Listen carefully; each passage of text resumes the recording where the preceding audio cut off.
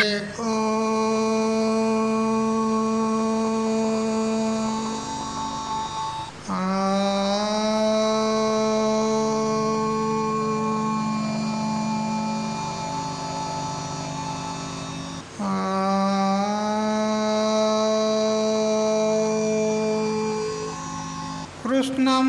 కమలపత్రాక్షం పుణ్యశ్రవణకీర్తనం వాసుదేవం జగద్యోనిం నౌమి నారాయణం హరిం.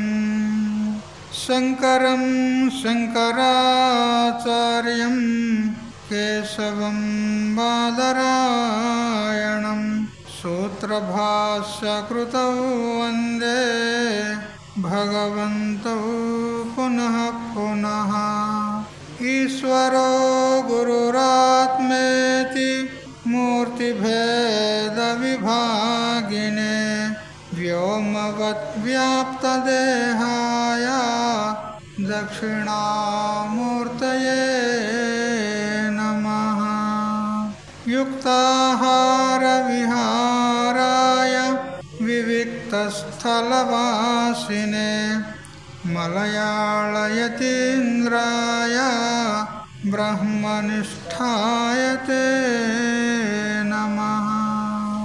గీతా భాగవతాద్వైత తత్వామృతస్వరూపిణే గండిక్షేత్ర నివాసాయ రామకృష్ణాయ తే నమః.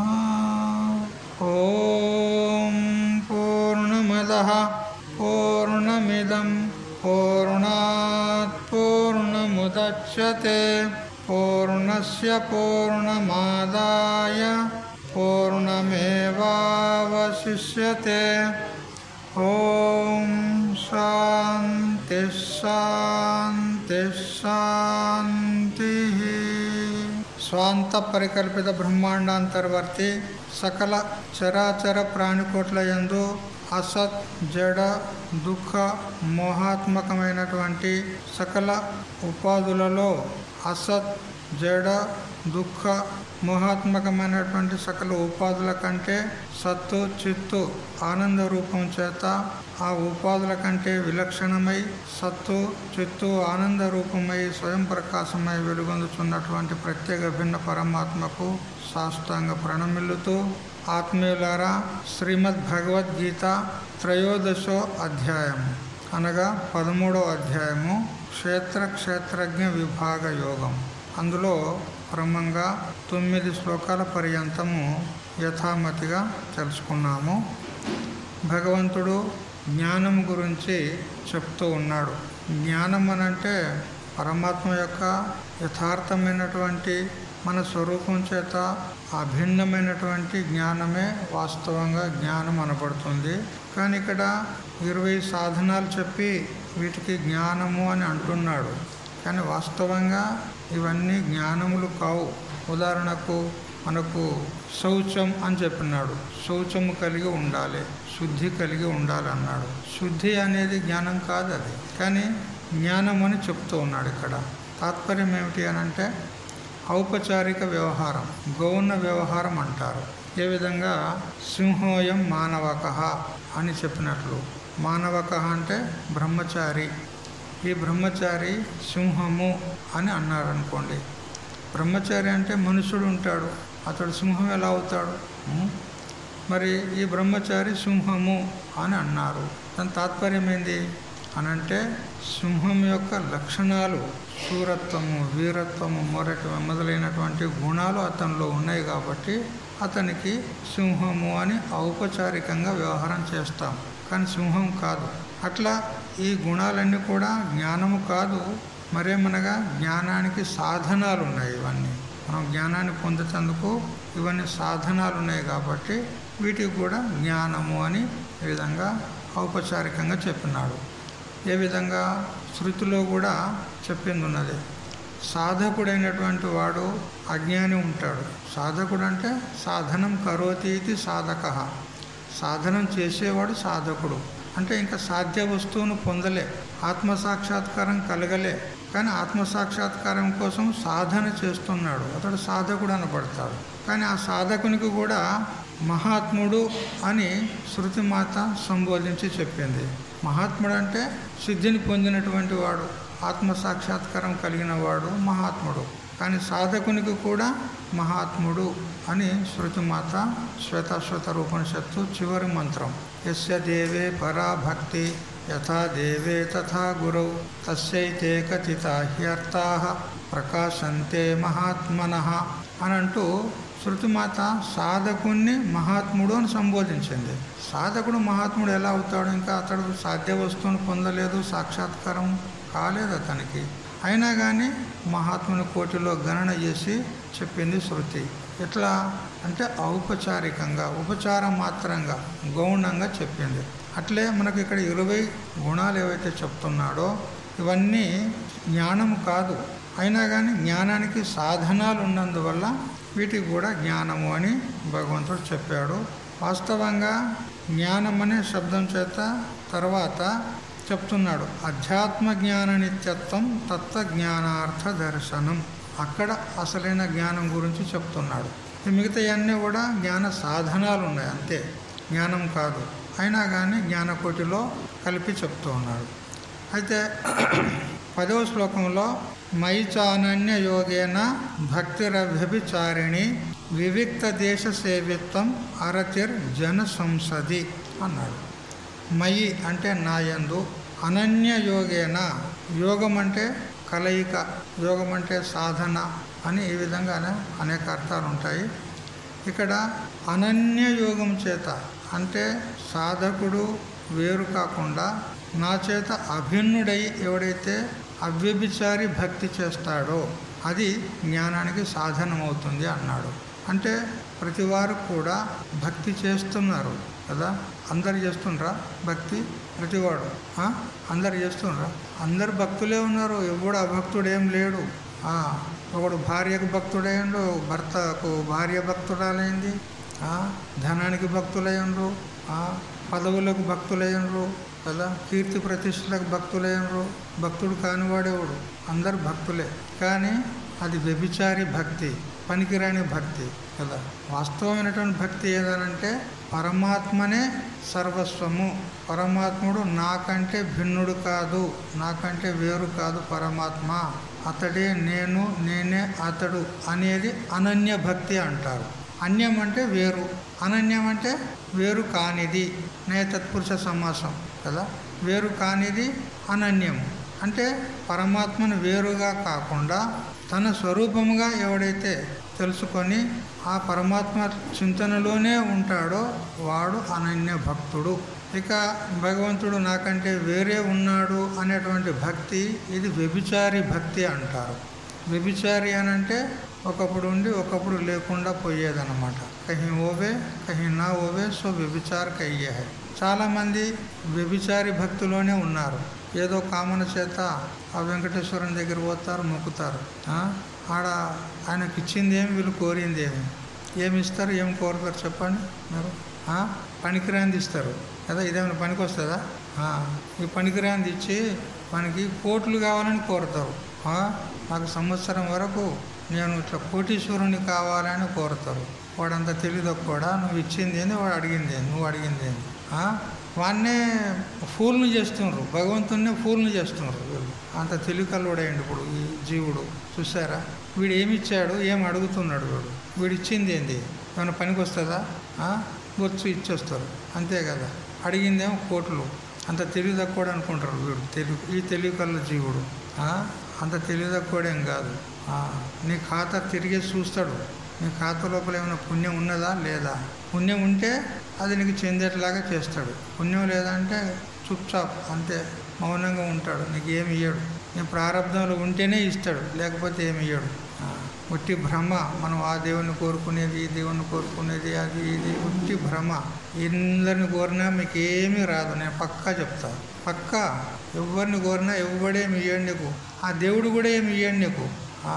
ఉట్టి బూటకం, భ్రాంతి. నీ ప్రారంభంలో ఉంటేనే వస్తుంది, లేకపోతే రాదు. ఇది బాగా జ్ఞాపకం పెట్టుకోండి. అయితే కొందరికి అటు ముఖంగానే ఇటు వచ్చేసింది కదా, అంటారు కదా. తిరుపతి పోయి వచ్చేసారు, నెల రోజుల్లోనే అతని ₹1,00,00,000 లెటర్ అంటింది, అయిపోయి చూడు భగవంతుడు ఇచ్చిండా లేదా మొక్కంగానే అని అంటారు. భగవంతుడు ఏమి ఇయ్యలే, వాని ప్రారంభంలో ఉన్నది కాబట్టి వచ్చింది. అయితే భగవంతునికి మొక్కంగానే దొరికినట్టు అనిపించింది అని అంటే ఇది ఎట్లున్నదంటే, ఇప్పుడు తాడి చెట్టు మీద ఆ పండు పండి అది రాలడానికి సిద్ధంగా ఉన్నది, అంతలో ఒక కాకి వచ్చి దాని మీద ఇట్లా వాలుతూనే ఉన్నది, పండు రాలిపోయింది. అది ఆ కాకి రాకుంటే కూడా ఆ క్షణంలో పండు పడేదే ఉన్నది, అది రావడము ఇది పడడము. కాకి వచ్చి పడగొట్టింది పండును అని అంటారు కదా. కాకి వచ్చి పండును పడగొట్టింది అంటారు. కాకి రాకున్నా కూడా పడడానికి సిద్ధంగా ఉన్నది అది. దీనికి ఏమంటారంటే కాకతాళీయ న్యాయం అంటారు. అట్లా వీడు మొక్కినాడు, మొక్కగానే ఇటు విని ప్రారంధం పండింది, ఆ ప్రారంధం ఫలం ఇచ్చింది. వీడు అనుకుంటాడు నేను భగవంతుని మొక్కితే నాకు వచ్చింది అనుకుంటాడు. అట్లా ఎప్పుడూ కాదు. ఆ ద్రౌపదీదేవి కూడా ఆ సభ లోపల అవమానం అవుతున్నప్పుడు కూడా ఆమె భగవంతుని ఎంతో వేడుకుంది, ఆ కృష్ణుని వేడుకుంది. అప్పుడు కూడా ఆమె చిట్టా తిరిగేశాడు ఆయన, ఈమెదేమైనా పుణ్యం ఉన్నదా లేదా అని. పుణ్యం ఉంటేనే ఆమెను కాపాడుతుండే, పుణ్యం లేకపోతే కాపాడకపోతుండే. అయితే ఆమె ఏం పుణ్యం చేసుకున్నది అంటే, ఎప్పుడో ఒకసారి ఈ ద్రౌపదీదేవి ద్వారకకు పోయిందంట. ద్వారక లోపల కృష్ణుడు తన 8 మంది భార్యలతో, అష్టభార్యలు కదా, అష్టభార్యలతో కూర్చున్నాడు. కూర్చొని ఏదో పండ్లు కోసుకొని అందరూ ఆరగిస్తూ ఉన్నారు. నేను అందరికీ పంచిపెడతలే, మీ అందరికీ నేను పండు కోసిస్తలే అని కృష్ణుడు ఆ పండును కోస్తూ ఉంటే అలా ఏలు తెగింది కదా. ఏలు తెగి రక్తం కారుతూ ఉంది. కారేటప్పుడు ఆ 8 మంది భార్యలు గుడ్డ కట్టు కట్టడానికి ఆ గుడ్డ కోసం, వస్త్రం కోసము లోనికి వెళ్ళారు. ఆ వస్త్రం తీసుకురావడానికి స్వామికి తెగింది కదా, ఆ ఏలు కట్టాలని 8 మంది భార్యలు వస్త్రం కోసం పరుగెత్తారు. ద్రౌపది అక్కడే ఉంది. అయితే ఆమె ఏం చేసింది, వెంటనే ఆమె చీరెను కొంగు తీసింది, చింపింది, వెంటనే స్వామికి చుట్టేసింది. ఆ 8 మంది భార్యలు వచ్చే వరకు కట్టుకట్టి తయారు ఉన్నది. అయ్యో ఎవరు కట్టారు అంటే మా చెల్లయ్య కట్టింది అని అన్నాడు. అంటే ఏమి విచారం చేయకుండా తనకు చీరె చినిగిపోతుంది కదా, చీరె పాడైపోతుంది కదా చింపితే అని విచారం చేసిందా? చేయలేదు. భగవంతుని కోసం ఏమైనా పర్వాలేదు చింపేసింది. చింపి కట్టుకట్టి దానిలో ఒక్కొక్క పోగు ఉన్నాయి, ఎన్నో పోగులు ఉన్నాయి అందులో, 100 కొలది పోగులు ఉన్నాయి అందులో. ఒక్కొక్క పోగుకు ఒక్కొక్క వస్త్రాన్ని ఇచ్చినాడు అక్కడ. ఎప్పుడు సభలో ఆమె అవమానం పాలవుతున్నప్పుడు. చూసారా, పుణ్యం ఉన్నది కాబట్టి అక్కడ వస్త్రం ఇచ్చాడు. అట్లా మీ పుణ్యం ఉంటేనే వస్తుంది ఏది కూడా. కాబట్టి అనన్య భక్తి అంటే గట్లా ఉండాలి. ఇప్పుడు ద్రౌపది ఎట్లా చీల్చి ఇచ్చేసేది ఆ వస్త్రాన్ని, ఏమైనా పర్వాలేదు నా వస్త్రం అనుకొని. అట్లా ఉండాలి భక్తి అంటే. అది ఇంకా దానికంటే కూడా శ్రేష్టమైనటువంటిది భగవంతుణ్ణి తనకంటే వేరు కాకుండా తననుగానే భావించాలి. ఎందుకు? జీవుడెవడు చెప్పండి? నేను అనుకునే జీవుడెవడు? జీవుడే ఈశ్వరుండు, తలపోయ జీవుడే పరమాత్మయు, జీవుడను భ్రాంతి విడువా అఖిలంబు శివుడవును రామ రామా. జీవుడే ఈశ్వరుడు, ఈశ్వరుడే జీవుడు.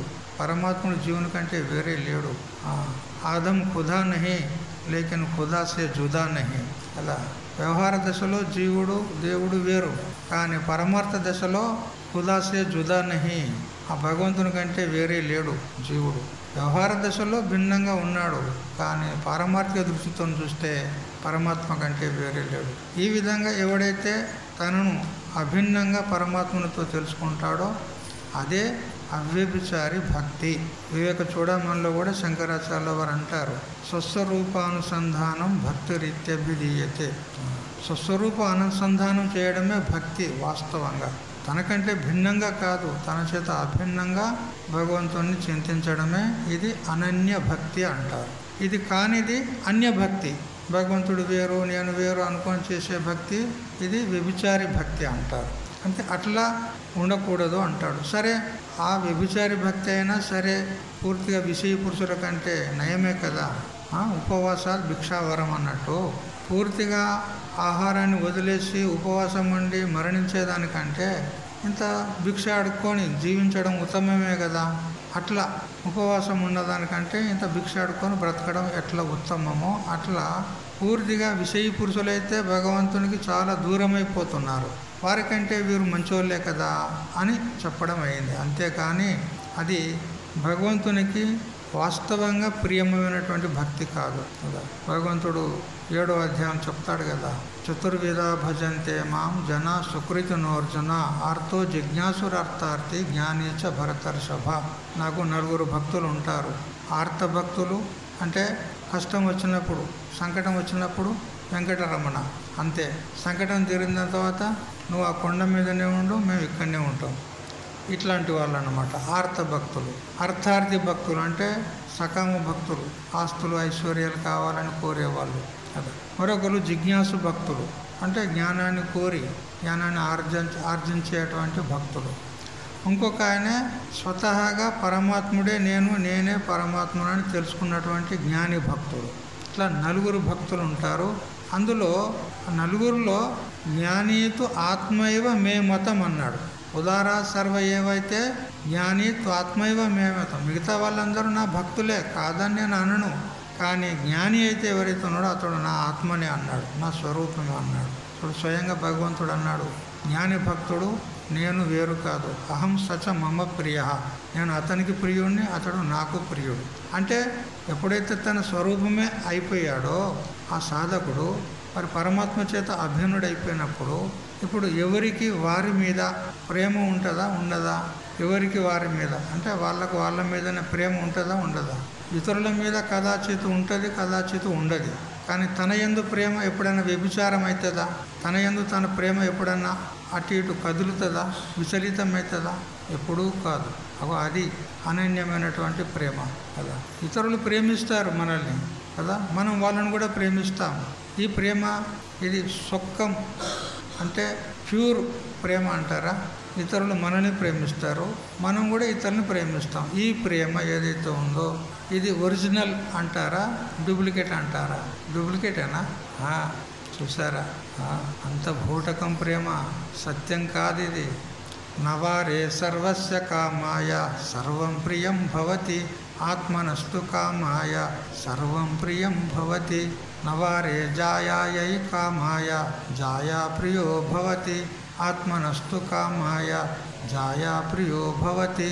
నవారే పత్యుః కామాయ పతిః ప్రియో భవతి, ఆత్మనస్తు కామాయ పతిః ప్రియో భవతి.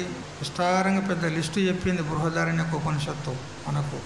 భర్త భార్యను ప్రేమిస్తాడు. భార్య కోసం ప్రేమిస్తాడా, తన కోసం ప్రేమిస్తాడా భార్యను? నిజంగా చెప్పాలి, అబద్ధం ఆడొద్దు. భర్త ఏమన్నా అనుకుంటాడేమో అని అనుకుంటుంది కదా. చూసారా, ఎదురుగానే ఉన్నాడు కదా, బూటకం ప్రేమ అంటే ఏమన్నా అనుకున్నా కదా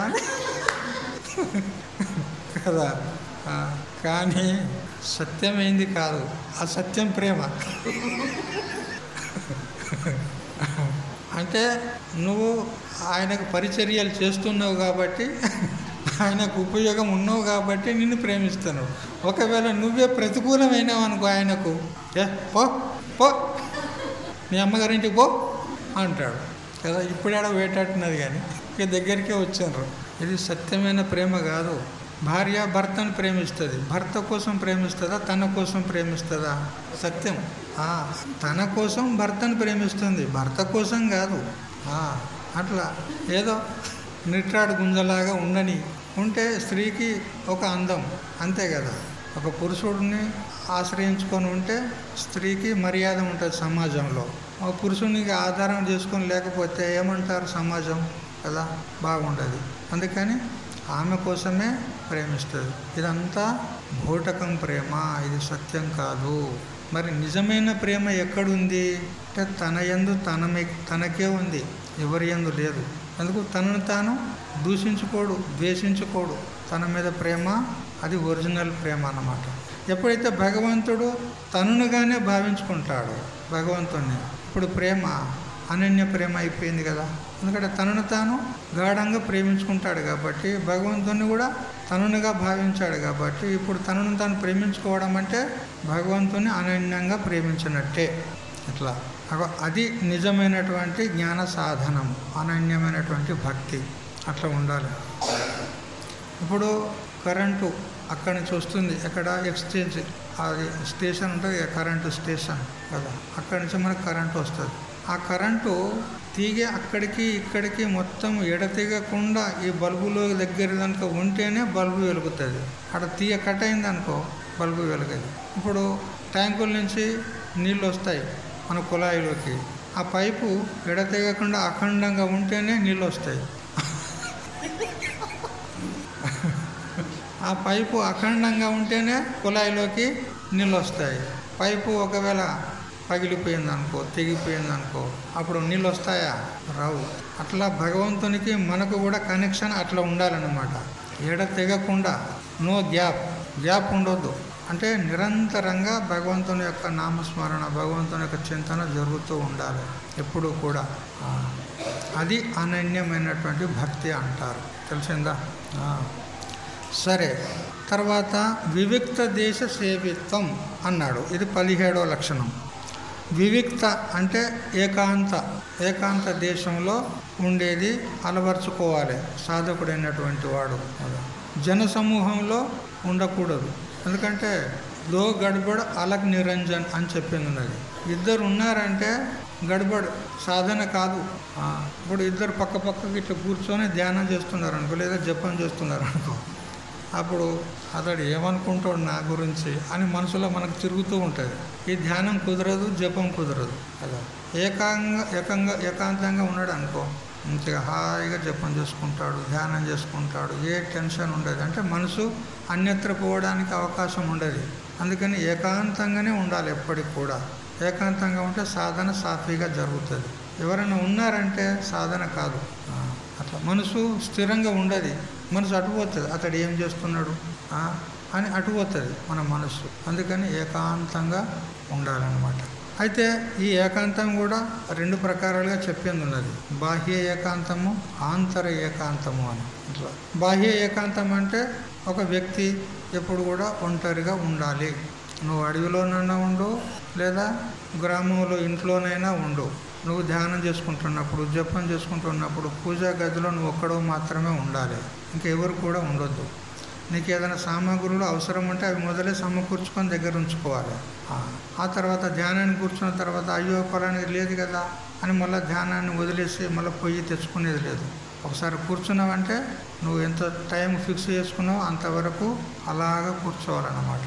కదలకుండా అంటే మనిషి కదలకుండా కాదు, మనసు కదలకుండా. మనసు కదలొద్దు. అట్లా నిశ్చలంగా ఉండాలి. ఆ భగవంతుని ధ్యానం చేసుకుంటూ ఉండాలి. కాబట్టి ఏకాంతంగా ఉండేది నేర్చుకోవాలి. ఇక మానసికమైనటువంటి ఆంతర ఏకాంతం ఎట్లుంటుందని అంటే, ఏకం అంటే పరబ్రహ్మ కదా. ఏకమేవ అద్వితీయం బ్రహ్మ, ఏకో దేవ సర్వభూతేషు కూడా సరళ ఏకో ద్రష్ట అని చెప్పిన ప్రకారంగా ఏకం అంటే పరమాత్మ, అంతం అంటే నిర్ణయం. ఏకమే నిర్ణయం కలిగినటువంటిది ఏకాంతం. అంటే ఒక పరబ్రహ్మ తప్ప రెండో వస్తువు లేదు, ఆ పరమాత్మ నాకంటే వేరు కాదు అని కేవలం తన స్వరూపమునందే నిశ్చలంగా ఉండుట, ఇది కూడా ఏకాంతమే. ఎట్లా అయితే సాధకుడైనటువంటి వాడు ప్రారంభ దశలో అతడు ఏకాంతంగా ఉండాలి. అయితే సాధ్య అవస్థలో సాధ్యాన్ని పొందిన తర్వాత, సాక్షాత్కారమైన తర్వాత అతడు ప్రజల్లో ఉన్నా ఏకాంతంలో ఉన్నా ఒకటే.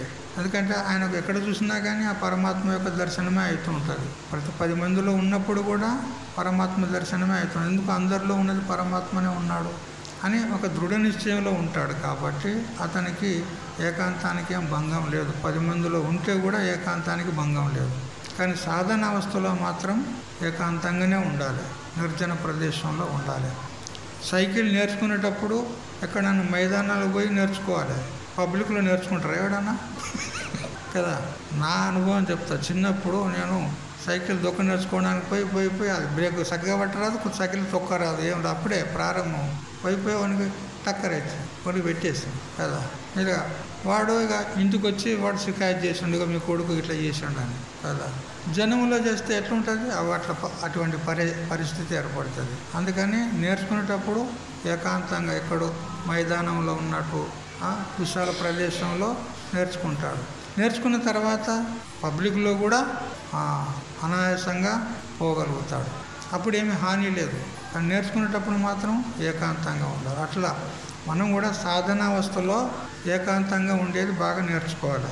ఇక సాధ్యావస్థలో ఈశ్వరుని ఇచ్చ మనకు ఏకాంతంగా ఉంచుతాడా లోకాంతంలో ఉంచుతాడా, అది ఈశ్వరుని యొక్క ఇచ్చ కదా. కానీ సాధనావస్థలో మాత్రం ఏకాంతంగా ఉండేది నేర్చుకోవాలి. తర్వాత జనసంఘం అరతిర్ జన సంసది అన్నాడు. అంటే అంటే కిక్కిరిసినటువంటి జన సమూహంలో ఉండకూడదు. అయితే జనులంటే ఎవరు? భక్తులు, సాధకులు, వీళ్ళు కూడా జనులే కదా. మరి వాళ్ళ దగ్గర కూడా ఉండొద్దా, వాళ్ళ సహవాసంలో కూడా ఉండొద్దా అంటే అది కాదు. పామర జనుల యొక్క సహవాసం ఉండకూడదు అని చెప్పినాడు ఇక్కడ. ఎందుకనంటే వాళ్ళ సహవాసంలో ఉంటే వాళ్ళ గుణాలు మనకు వచ్చేస్తాయి.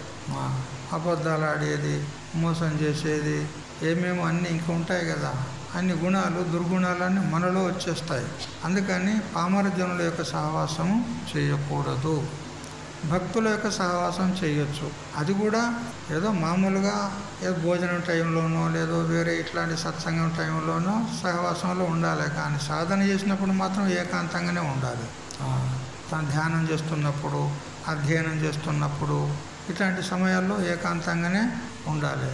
ఇట్లాంటి సత్సంగం సమయంలో కూడా జనులలో ఉండొచ్చు, భక్తులతో ఉండొచ్చు. కానీ పామరుల యొక్క సహవాసం మాత్రం ఎప్పుడూ పనికిరాదు. దుర్జనుల యొక్క సహవాసము ఎప్పుడూ పనికిరాదు. సజ్జనిక సంగు కరేతో దోదో బాత మెలేగా. సజ్జనుల యొక్క సహవాసం చేసినట్లయితే మనకు కొన్ని మంచి ముచ్చట్లు దొరుకుతాయి కదా. దుర్జనిక సంగు కరేతో దోదో లాత మెలేగా కదా. దుర్జనుల యొక్క సహవాసం చేస్తే 2 తన్నులు మిగులుతాయి అన్నాడు కదా. రోడ్డు మీద పేకాట ఆడుతున్నారు, పత్తాలు ఆడుతున్నారు. ఏం చేస్తున్నారు అని మనం అట్లా పోయి నిలబడి చూస్తున్నాం. అంతలో పోలీసు వాడు వచ్చి వాళ్ళని పట్టుకున్నాడు, వాళ్ళతో పాటు నిన్ను పట్టుకున్నాడు, తీసుకుపోయి అని లేచాడు. వాళ్ళతో పాటు నీకు 2 తన్నులు పడ్డాయి కదా. చూడు, వాళ్ళు ఏమి చేస్తున్నారని చూసినంత మాత్రం చేత ఆ దోషం మనకు అంటుకున్నదా లేదా అట్లా. అందుకని దుర్జనుల యొక్క సహవాసం చేయకూడదు. నిస్సంగత ముక్తి పదం యతేనాం సంగాదశేషాః ప్రభవంతి దోషాః ఆరూఢయోగోపి నిపాత్యతే దహ సంగేన యోగి కిముతాల్పసిద్ధి. విష్ణు పురాణం చెప్తుంది అలా. నిస్సంగత ముక్తి పదం యతీనాం. యతీనాం అంటే సాధకులకు నిస్సంగత్వం ఏదైతే ఉందో అది ముక్తికి సాధనం ఉన్నది. ఒకవేళ ఇతరుల యొక్క సహవాసం చేశామనుకో సంగాదశేషాః ప్రభవంతి దోషాః. ఆ పామరుల యొక్క సహవాసం చేత అనేకమైనటువంటి దోషాలు వచ్చి పడతాయి మనకు. ఆ దోషాలు మన ముక్తికి ప్రతిబంధకమవుతాయి, అడ్డుగా నిలుస్తాయి, తిరుగా నరకములో పడదోస్తాయి. అందుకని పామరుల యొక్క సహవాసము ఉండకూడదు. అలా ఆరూఢయోగోపి నిపాత్యతే దహ. పామరుల యొక్క సహవాసం చేసినట్లయితే వాళ్ళు సాధన చేస్తూ చేస్తూ చేస్తూ చేస్తూ ఆరూఢ స్థితికి పోయినటువంటి వారు కూడా పామరుల యొక్క సహవాసం చేత అతడు మళ్ళీ పతనం అయిపోతాడు, మళ్ళీ వచ్చి కింద పడతాడు కదా. ఆ కైలాసం ఆట, వైకుంఠపాలి ఆటలు పెద్ద పాము మింగినట్టు వచ్చి కింద పడతాడు కదా. ఆరూఢుడైండు, ఇక కొద్ది రోజుల్లో అతడు ముక్తుడే అయ్యేటోడు ఉన్నాడు. అటువంటి వాడు కూడా వచ్చి పతనం అయిపోతాడు. అందుకని దుర్జనుల యొక్క సహవాసము చేయకూడదు కదా.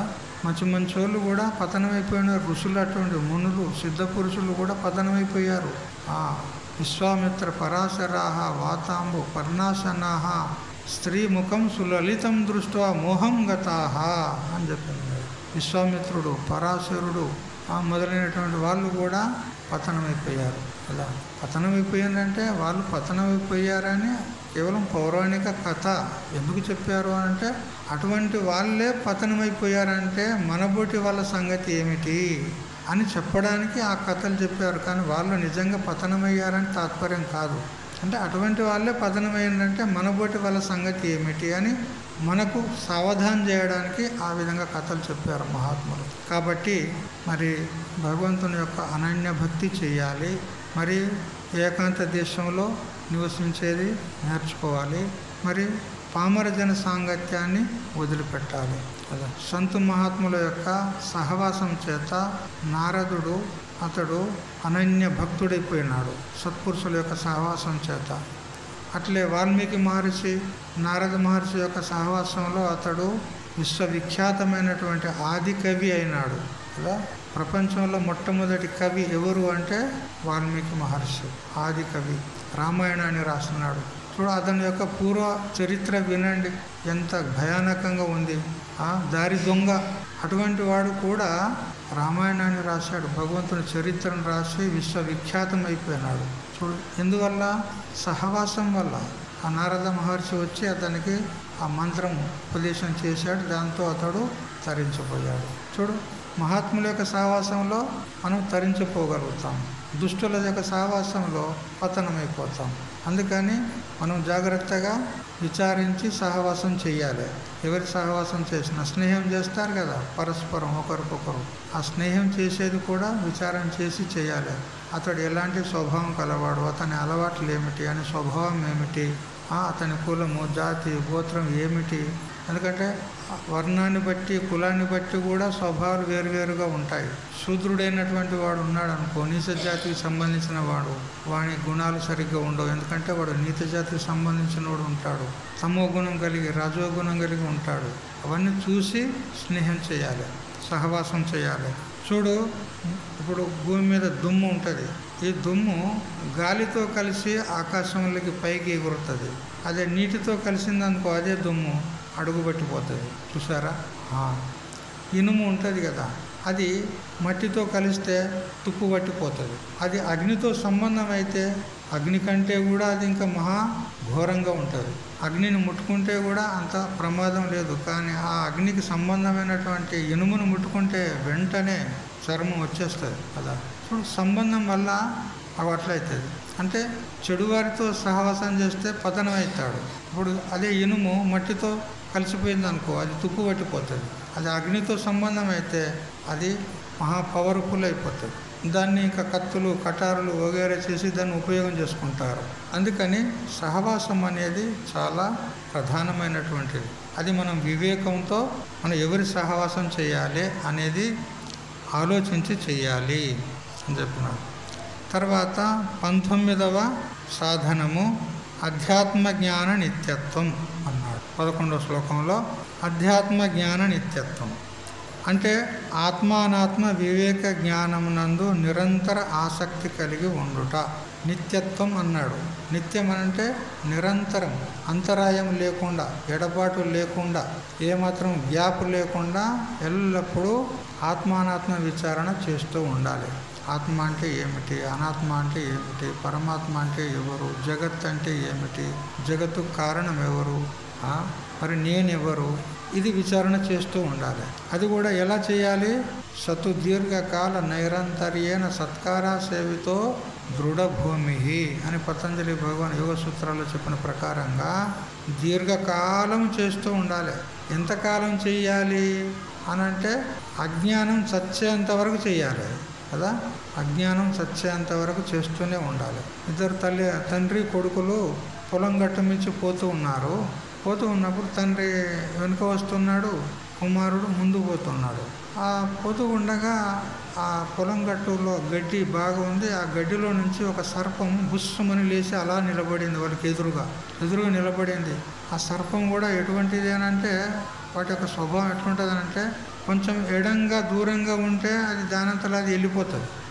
పూర్తిగా దగ్గర వచ్చిండ్రు అనుకో మనిషి, అది కదలదిగా, నువ్వా నేనా తేల్చుకుందామని ఉంటుంది. అది అదంతా అది అట్లా ఉంటుంది ఆ సర్పం యొక్క స్వభావం. నువ్వా నేనా తేల్చుకుందాం, నిలబడుతుంది, అది గట్టిగా నిలబడుతుంది. గట్టిగా చేతిలో పట్టుకుంటే ఇంకా బుస్సు అంటుంది. అలాగా నిలబడింది. నిలబడేసరికి ఆ కొడుకు వానికి ఏం తోచక అలాగా ఒక్కసారి దాన్ని గొంతు పట్టేశాడు. పడగ మీద గట్టిగా పట్టేశాడు. పట్టేసి నాన్న పాము పాము పాము అంటుండు. అరే పామున, ఇప్పుడు ఏం చేయాలి నాన్న? నేను ఏం చేయాలి కాదు, నువ్వు విడిచిపెడతావంటే నన్ను ఇద్దరిని చంపుతుంది అది. అందుకని వదలొద్దు, పట్టు, గట్టిగా పట్టు. అదే గొంతును అట్లే నొక్కు, గట్టిగా నొక్కు, గట్టిగా నొక్కు, చచ్చేదానిక నొక్కు. ఎంతవరకు? చచ్చేంత వరకు దాని గొంతును నొక్కేసాయి అని అంటే వాడు అట్లే నొక్కి నొక్కి నొక్కి అది కదలకుండా అయిపోయింది అంటే చచ్చింది. అప్పుడు వదిలేశాడు. చూసారా? అట్లా మనం సాధన ఎంతవరకు చెయ్యాలి అంటే చచ్చేంత వరకు చెయ్యాలి. ఎవరు చచ్చేంత వరకు? నేను చచ్చేంత వరకు, అజ్ఞానం చచ్చేంత వరకు చెయ్యాలి సాధన. తెలిసిందా?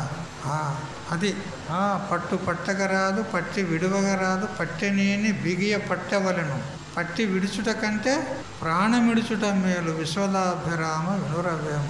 ఎంత చక్కగా చెప్పాడు మనకు ఆ అభిరాముడు. అచ్చ తెలుగులో సులభమైనటువంటి భాషలో మంచి మంచి వేదాంతం బోధించాడు ఆ పద్యాల్లో. చూసారా? అట్లా ఉండాలి, పట్టు గట్టిగా పట్టి ఉండాలి. మరి ఆధ్యాత్మ సాధన ఎంతవరకు చెయ్యాలి అని అంటే ఆసుప్తే రామృతే కాలం నయద్ వేదాంత చింతయ దద్యా నావసరం కించిత్ కామాదీన మనాగపి అని మనకు శాస్త్రం చెప్తుంది కదా. నిద్ర లేచింది మొదలు పడుకునే అంతవరకు నిరంతరం ఆత్మచింతన చేస్తూ ఉండాలి. మరియు సద్గురువు సత్శాస్త్రం మనకు ప్రాప్తమైంది మొదలు అజ్ఞానం చచ్చేంత వరకు నిరంతరము సత్సంగము చింతన చేస్తూ ఉండాలి. ఏదో పొద్దుకు ఉద్దరిసేపు, సాయంత్రానికి ఉద్దరిసేపు మేము ఒక మాల దింపుతాం. మేము రోజు చేస్తాం. మేము రోజు చేస్తాం, రోజు జపం చేస్తాం. రోజు చేస్తున్నారు కానీ ఎంతకాలం చేస్తున్నారు రోజు, అది ముఖ్యం కదా. ఏదో 5 నిమిషాల లోపల ఓం నమ శివాయ, ఓం నమ శివాయ, ఓం నమ శివాయ, ఓం నమ శివాయ, ఆ ఒక్క మాల దింపేదానికే 10 సార్లు అటు ఇటు చూస్తాడు వాడు. ఆ ఒక్క మాల దింపడానికే ఒక 4 సార్లు అంటాడు ఓం నమ శివాయ, ఓం నమ శివాయ, ఓం నమ శివాయ. ఏమే ఉన్నావా? ఏంటండి? ఓం నమ శివాయ, ఓం నమ శివాయ. పాలోడు వచ్చిండా? ఓం నమ శివాయ, ఓం నమ శివాయ, ఓం నమ శివాయ కదా. ఆ ఒక్క మాల దింపేదానికే 10 సార్ల విక్షేపం కదా. ఇది మేమేమంటే మేము రోజు జపం చేస్తామంటారు. అది జపమా? అందుకని ఇది జపం కాదు. మాలా తోకరమే ఫిరై జీబ్ ఫిరై ముఖ మాహి మనువా తో చహు దిశి ఫిరై ఇహతో సుమిరన్ నాహి. కబీర్దాస్ అంటాడు.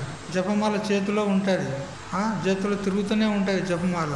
నోట్లో రామ్ నామ్ జప్తా రహేగా కదా.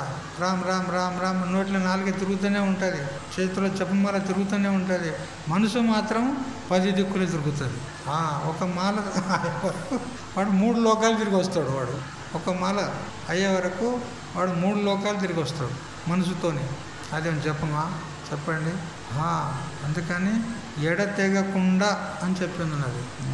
ఏమాత్రం కూడా వ్యవధానం ఉండొద్దు, ఎడబాటు ఉండొద్దు. అట్లా చింతన చేస్తూ ఉండాలి. ఎంతవరకు చేయాలి అంటే అజ్ఞానం నాశనమయ్యేంత వరకు చేయాలి.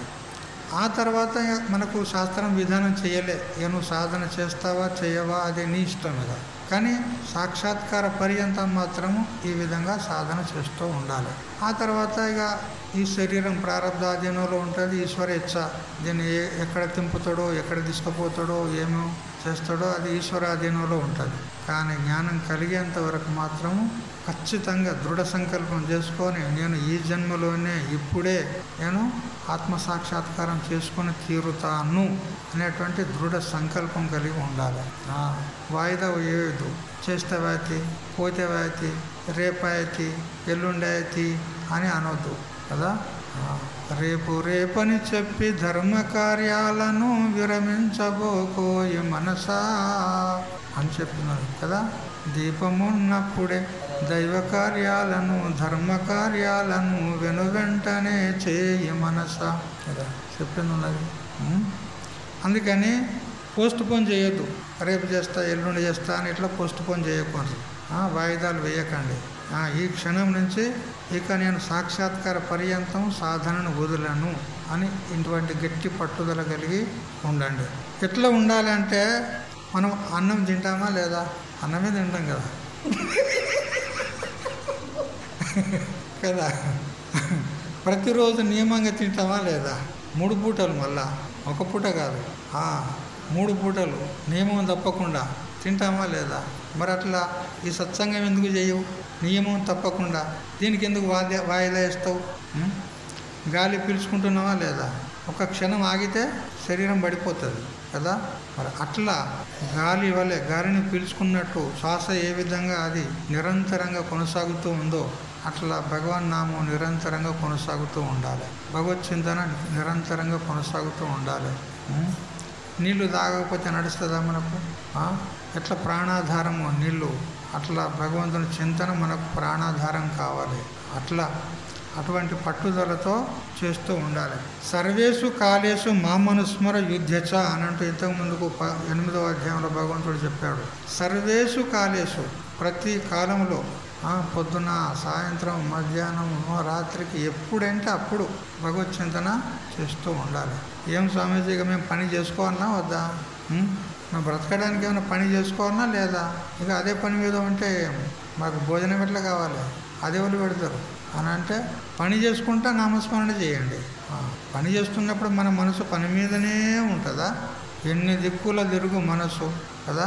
ఎన్ని దిక్కుల తిరుగు మనసు దీనికి ఎవడిచ్చను కానీ అలుసు. ఎన్ని దిక్కుల తిరుగు మనసు కదా. పని మీదనే ఉండదు మన మనసు. ఎన్నో దిక్కులు తిరుగుతూనే ఉంటుంది. మీరు వంట చేస్తున్నప్పుడు అన్నీ కలుపుకుంటూ అన్నీ ఉంటుందా మనసు? ఎక్కడెక్కడో ఆలోచన చేసుకుంటా ఇక్కడే చేస్తాం. అందుకే మా మనసు స్థిరంగా ఉండదు. ఎందుకంటే చేసేవారి స్వభావం తినేవారి మీద పడుతుంది. ఇది బాగా గమనించండి. చేసేవారి స్వభావం, వంట చేసేవారి స్వభావం తినేవారి మీద పడుతుంది. మేము అక్కడక్కడ తిరుగుతూ ఉంటాం కదా. కొందరు అమ్మగారులు ఇక వాళ్ళ సంస్కారాలు ఎట్లుంటే మనకేమరక కదా. ఇక వాళ్ళు ఎట్లా చేస్తారో ఏమో. ఇక అన్నాడు మేము భోజనం చేస్తే మా బుద్ధి స్థిరంగా ఉండదు ఇక. ఎందుకంటే వాళ్ళ స్వభావం వచ్చి మాకు పడుతుంది. మీరేం అనుకోకూరు, మీరు అట్లేం కాదు కదా. మీకు అంటలేను నేను కదా. అట్లా కొన్ని చోట్ల మాకు అనుభవాలు ఉన్నాయన్నమాట. అందుకని మనసు పని మీదనే ఉండదు, ఎక్కడెక్కడో తిరుగుతూ ఉంటుంది. అలాంటప్పుడు అన్యచింతన చేసేదానికంటే ఆత్మచింతన చేస్తే మంచిదే కదా. ఇప్పుడు మనం సత్సంగం చేసిన గంట సేపు ఏం చింతన చేసినాము అది పని చేసుకుంటూ కూడా చింతన చేయొచ్చు. ఒకవేళ సూక్ష్మమైనటువంటి కంప్యూటర్ పని ఇట్లాంటివి ఉంటే అక్కడ మనసు అన్యత్ర పోతే అది పని చెడిపోతుంది. కాబట్టి అక్కడ మనసు సరిగ్గా అక్కడే నిలబెట్టాలి. అక్కడ నామజపం గీమజపం ఏం పనికిరాదు అక్కడ. కానీ వేరే అలవాటుగా కొన్ని ప్రతిరోజు రొటేషన్లో ఉన్న పనులు ఉంటాయి కదా, అవి చేసేటప్పుడు చింతన చేసుకోవచ్చు. తర్వాత ఇక ముగిద్దాం ఈ 20 గుణాలు మొత్తం. ఈ రోజుతో ముగిస్తే రేపు మళ్ళీ వేరే విషయం ప్రారంభం చేసుకోవచ్చు. ఇక చివరిది ఏది అని అంటే తత్వజ్ఞానార్థ దర్శనం. ఇది చివరి లక్షణం. ఇది జ్ఞాన సాధనలో చివరిది. తత్వజ్ఞానానికి ప్రయోజనమైనటువంటి మోక్షమునందే దృష్టి పెట్టి ఉంచాలి.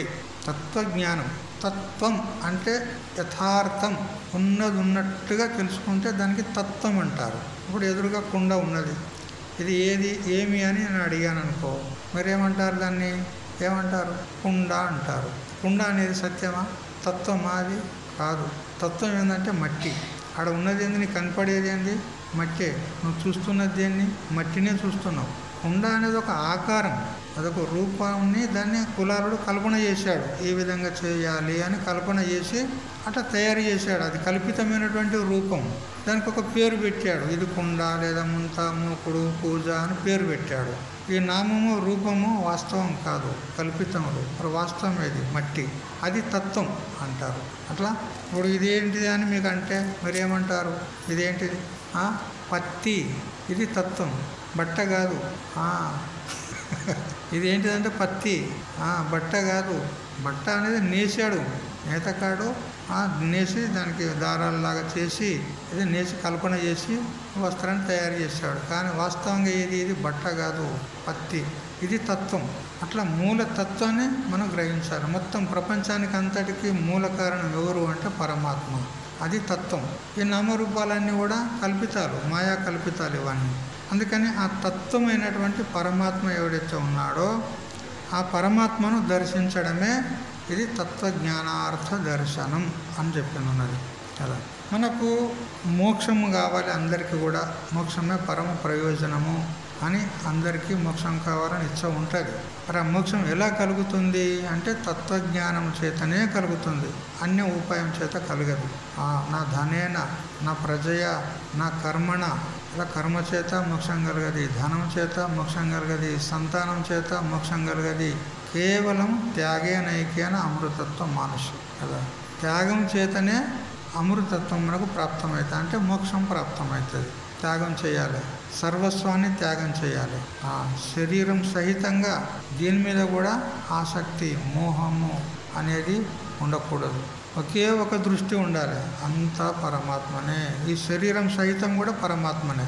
శరీరం కూడా ఏమున్నది, ఇది కూడా పరమాత్మ స్వరూపమే. ఎందుకు అంటే ఇది కల్పితం, ఇది మాయా కల్పితం కదా. ఏ విధంగా కులాలుడు ఒక కుండను తయారు చేశాడు, ఆ కుండ కల్పితం, ఒక ఆకారాన్ని తయారు చేశాడు. వాడు మనసులో మొదలు ఊహించి నేను ఈ విధంగా చెయ్యాలి అని ఒక కల్పన చేసుకున్నాడు. కల్పన చేసి ఆ కల్పన ప్రకారంగా ఆ కుండకు ఒక ఆకారం ఇచ్చాడు. ఆ మట్టికి ఒక ఆకారం ఇచ్చాడు, దానికి ఒక పేరు పెట్టాడు. ఈ నామరూపము కల్పితాలు కదా. ఈ కల్పితమైన నామరూపాలు ఏవైతే ఉన్నాయో ఆ కుండకు, అవి మట్టి కంటే వేరే ఉన్నాయా? మట్టిని విడిచి నామరూపాలు ఉన్నాయా? లేవు. మట్టిని విడిచి కుండ ఉందా? మట్టిని విడిచి కుండ ఉండదంటే మరి ఆ మట్టిని పక్కకు పెట్టి కుండ తీసుకురాగలవా? లేదు. ఆ మట్టియే కుండ రూపంలో మనకు కనపడుతుంది, మట్టి కంటే వేరు కాదు.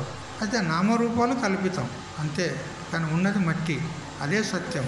అట్లా ఈ జగత్తంతా నామరూపాల చేత ఈ దేహాదిక ప్రపంచం అంతా కనపడుతుందా అంటే పరబ్రహ్మమే మనకు నామరూపాల వలె కనపడుతుంది అంతే. ఇప్పుడు మరి తెల్లని కాగితం మీద ఓం అని ఇట్లా రాయండి కదా, ఓం అని రాయండి. మళ్ళీ దాని నుంచి వెళ్ళి మళ్ళొక ఓం రాయండి, ఒక డబ్బలాగా మళ్ళొక ఓం రాయండి కదా. ఓం రాసి ఆ మిగతా ఖాళీ స్థలం అంతా సాయితోని మీరు నింపండి. అంత కర్రీగా ఉంటుంది. ఇక్కడ నడుమ తెల్లగా ఓం కనపడుతుంది కదా, నడుమ తెల్లగా ఓం కనపడుతుంది. ఆ కనపడేటువంటి ఓం ఏమిటది? కాగితమేనా కాదా? కాగితమే మనకు ఓం వలె కనపడుతుంది. ఓం అనేది అక్కడ లేదు వాస్తవంగా. ఆ గీతలు గీసాం మనం కల్పన చేసి, కానీ కనపడేది కాగితమే, చూసేది కాగితాన్నే. ఓంలాగా ఆకారంలా కనపడేది కాగితమే. అట్లా ఈ నామరూపాలతో కనపడేది పరమాత్మనే.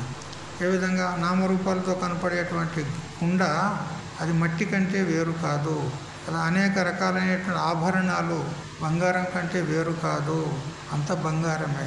అట్లా ఈ నామరూపాలతో ఈ ప్రపంచమంతా ఏదైతే మనకు కనపడుతుందో ఇది పరమాత్మ కంటే వేరే కాదు. ఇది తత్వజ్ఞానం కదా. నువ్వు ఏది చూసినా కూడా ఇది పరమాత్మనే అనేటువంటి దృష్టితో చూడు, ఇది తత్వజ్ఞానం అంటారు. అదే మనకు మోక్షానికి సాధనమవుతుంది. ముముక్షు యొక్క దృష్టి ఎలా ఉండాలంటే దిక్సూచిలాగా ఉండాలి.